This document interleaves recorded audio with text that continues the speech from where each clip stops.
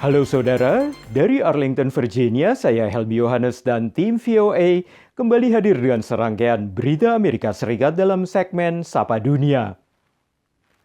Saudara, militer Amerika Serikat dan Filipina pekan lalu meluncurkan latihan gabungan terbesar sepanjang tahun ini. Menurut analis, ini menandai hubungan terdekat antara Amerika dan Filipina dalam beberapa dekade. Sebelumnya, Filipina telah sepakat memberikan akses bagi militer Amerika ke 4 pangkalan di wilayahnya yang dekat dengan Laut Cina Selatan. Sehari setelah Tiongkok mengakhiri latihan tempur dekat Taiwan, Amerika Serikat dan Filipina menggelar latihan gabungan terbesarnya, melibatkan sekitar 17.600 personel militer kedua negara. Bersamaan dengan dimulainya Latgab Balikatan, Menlu dan Menhan Filipina bertemu dengan Menlu serta Menhan AS di Washington DC, pertemuan pertama dalam 7 tahun. We redoubled our commitment to modernizing the Philippine-U.S. alliance, recognizing that our partnership will need to play a stronger role in preserving an international law-based international order. I'm excited about the ability to increase interoperability and look forward to continuing our great work together. Pernyataan hangat antara pejabat kedua negara amat kontras dengan kondisi hanya 3 tahun lalu saat Presiden Filipina saat itu, Rodrigo Duterte, terbuka menolak aliansi dengan AS. The U.S.-Philippine alliance is really having a once-in-a-generation moment right now where both sides have realized, maybe for the first time in a couple decades, that they really need each other.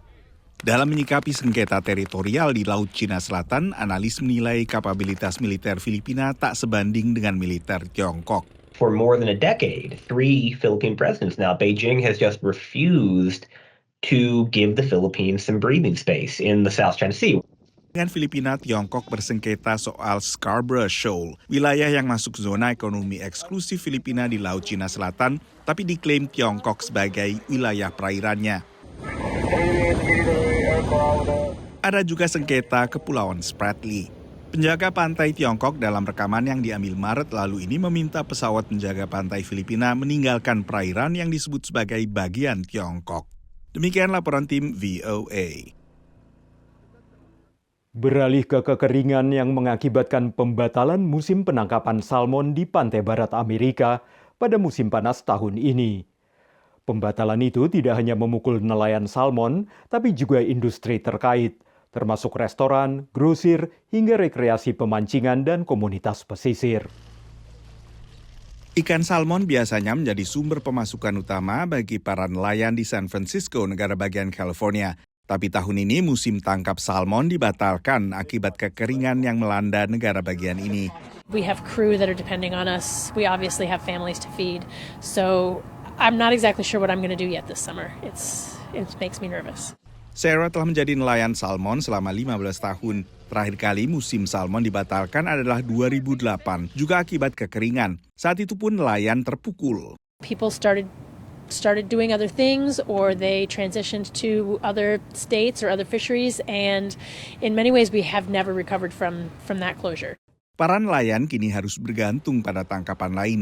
Probably a third of my income won't be available this year.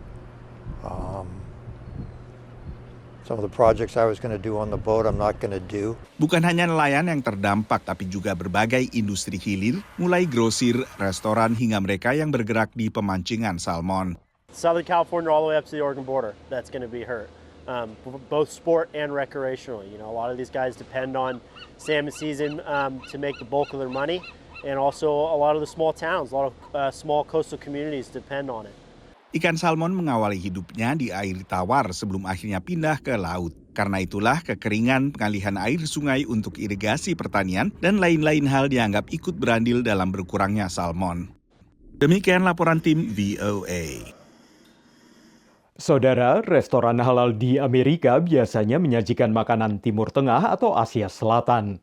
Tapi kini semakin banyak pilihan restoran halal seiring meningkatnya populasi Muslim di negara ini. Salah satunya adalah Lemongrass, restoran Thailand di Canoga Park, California, yang dimiliki dan dikelola oleh sebuah keluarga asal Pakistan.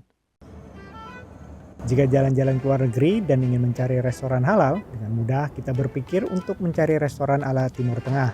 Tapi sebenarnya sudah banyak loh pilihan lain seperti restoran Thailand yang saya kunjungi ini. Lemongrass Thai Halal Restaurant berlokasi di Canoga Park, California. Restoran ini sudah beroperasi selama 20 tahun sebelum diambil alih kepemilikannya oleh Yusra dan Rumana. Mereka adalah ibu dan anak asal Pakistan yang kebetulan dulunya pelanggan setia restoran ini. When I was younger, there weren't a lot of halal options, especially with like Asian food. So I remember just anything like if I wanted any Asian food that was close by, my dad would order from here. Mereka mengambil alih kepemilikan pada tahun 2019 dan untuk menjaga rasa serta keutentikan masakan, mereka memperkerjakan juru masak asal Thailand yang sudah bekerja selama 20 tahun di sini. From the previous owner, who was also a Muslim, and his sister still works here, like his sister-in-law. So we have cooks who are working from 20 years. Love it. I love coming here. It was my first, I think it was my second time trying Thai food, and it's been my favorite ever since. Selain warga lokal muslim dan non-muslim yang datang ke restoran ini, banyak juga yang datang dari jauh, hanya untuk mendapatkan makanan khas Thailand yang halal. Well, from very long distances also, we get sometimes customers from Orange County and they come Long over. Beach, So They come from all over.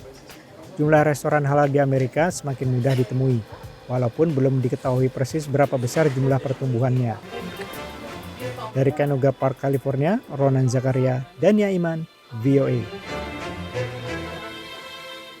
Saudara, kami akan kembali dengan Sapa Dunia Senin depan. Terima kasih atas perhatian Anda. Dari Arlington, Virginia, saya Helmi Yohanes dan tim VOA.